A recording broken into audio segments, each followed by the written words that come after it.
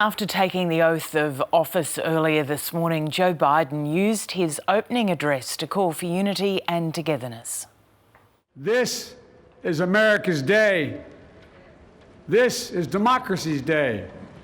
A day of history and hope, of renewal and resolve. Through a crucible for the ages, America has been tested anew, and America has risen to the challenge. Today, we celebrate the triumph not of a candidate, but of a cause, the cause of democracy. The people, the will of the people has been heard, and the will of the people has been heeded. We've learned again that democracy is precious, democracy is fragile, and at this hour, my friends, democracy has prevailed. So now, on this hallowed ground where just a few days ago, violence sought to shake the Capitol's very foundation, we come together as one nation, under God, indivisible, to carry out the peaceful transfer of power as we have for more than 2 centuries.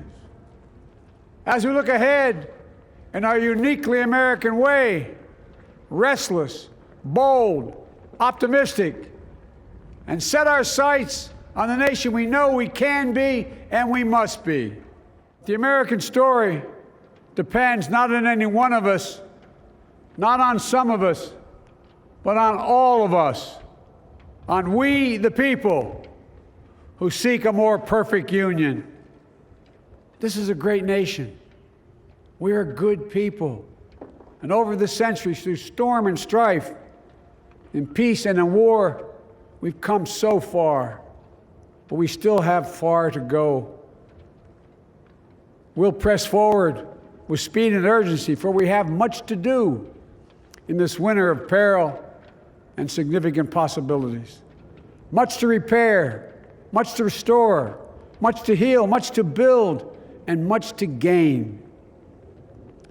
Few people in our nation's history have been more challenged or found a time more challenging or difficult than the time we're in now. Once-in-a-century virus that silently stalks the country. It's taken as many lives in 1 year as America lost in all of World War II. Millions of jobs have been lost. Hundreds of thousands of businesses closed. A cry for racial justice, some 400 years in the making, moves us. The dream of justice for all will be deferred no longer.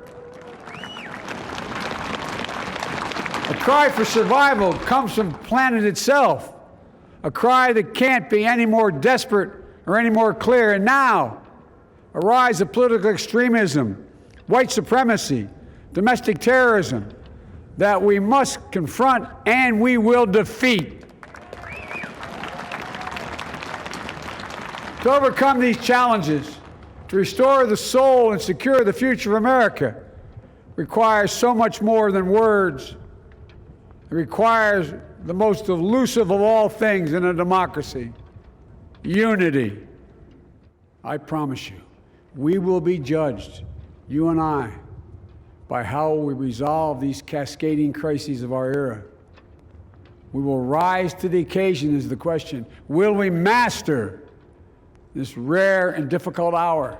Will we meet our obligations and pass along a new and better world to our children?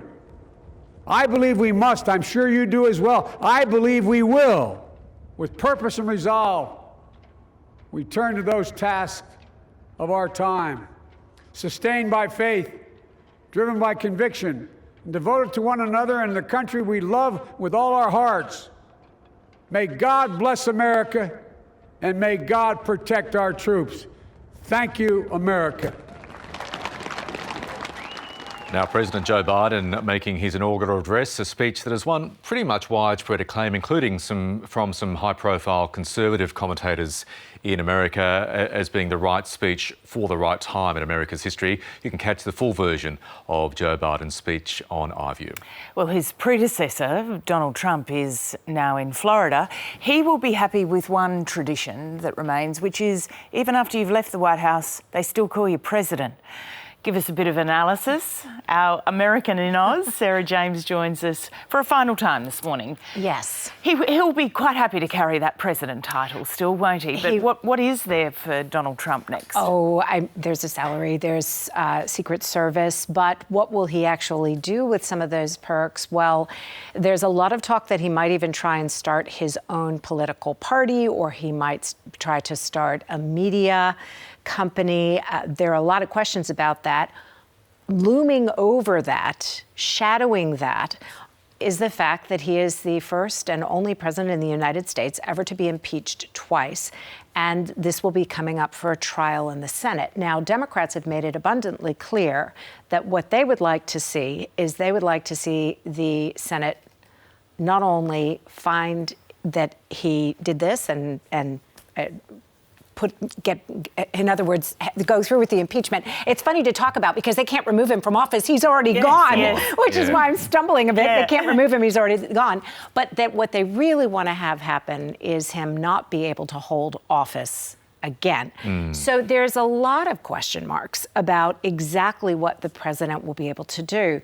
But he has not lost his fans and his advisors and some of the people who care the most about him, including Senator Lindsey Graham, who was speaking on CBS a short time ago and who was asked whether or not he thought that the Republicans should apologize for spreading the big lie about the election being stolen, and pivoted quickly and started talking about Hunter Biden and said the media should apologize to Trump. So I think what you can make of that is that he still has support. He is still a huge force to be reckoned with in the Republican Party. OK, let's turn our minds back to that ceremony we saw go live to air here from 3 o'clock this morning. It had a bit of everything. A great speech, as I said, some great performances from the likes of Jennifer Lopez and Lady Gaga, a poignant poem. What, in your view, Sarah, was the new administration trying to, what point were they trying to make? This is a tradition that always evolves, right? So you have the things that have always been done, but you have always little points of difference. The very first inauguration, which I do not remember because it was 1789, actually took place in New York City. Yes. So there are always changes to the tradition. And this year, one of the most moving was listening to Amanda Gorman.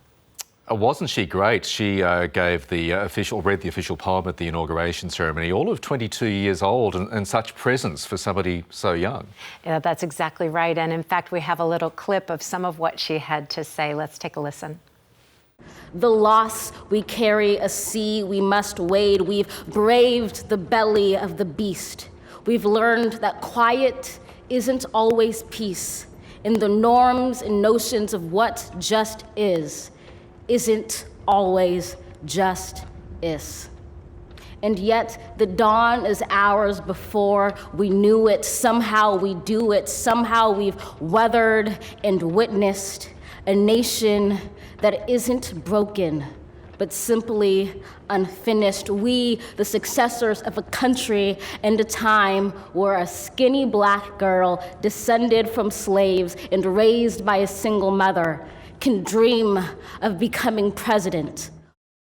You always know there are those moments when you watch an inauguration, Michael and Lisa, and you say, that's going to be one we're going to be looking at for years to come, because it was just such a powerful poem. And this is a young woman who herself had a speech impediment, who went on to become Los Angeles's youth poet at the age of 16, is studying sociology at Harvard, and now is the national youth poet. And what a powerful poem she gave. And she was just one example of the diversity that we saw expressed in so many ways, including Madam Vice President Kamala Harris, the first Black, the first woman of South Asian descent to become Vice President of the United States. And you're seeing that kind of diversity in the cabinet as well, aren't you? Well, indeed. In fact, a picture really does give you 1,000 words. We've got an image of the cabinet pics of the incoming president, Joe Biden, and there you have it. This is going to be the most diverse cabinet. Half of the cabinet picks are women. A majority are people of color. Of course, they have to get through confirmation hearings, and it's going to be a really busy time in the Senate because there will be the potential of a trial, an impeachment trial for the outgoing president of the United States, who I might mention was not mentioned by Joe Biden Not at all. one time. No, although Joe Biden, I thought it was really interesting. He said, we can stop the shouting and lower the temperature. So who do you think he was talking about then? There were I don't many know, Lisa. What was he oblique talking and about? not so oblique references, Yeah. including calling out the need for facts and not ones that are made up or alternative. And just on that point, it was only a very short 2 weeks ago when we saw that attempt to overthrow the US government happening in that very building, and the And we were protesters... right here on this program. I know. mean, it's the hard to protesters believe. standing on the dais where Joe Biden just became the next president of the United States.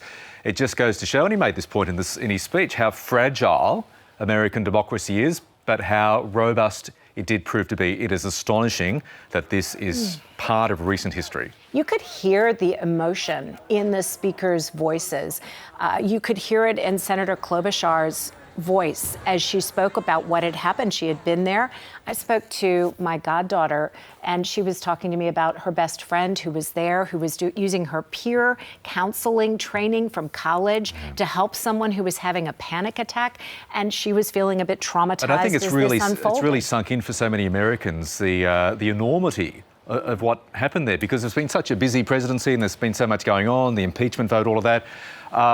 This came very close to completely tipping America over the edge. It was a really sobering, scary time, and the FBI has made it clear that there are going to be further arrests. They have begun. There have been some arrests already, and their investigation continues. So I think that we indeed saw some of the people, 12, who were supposed to be part of the security forces who were turfed at the last moment. So they're obviously taking it super seriously.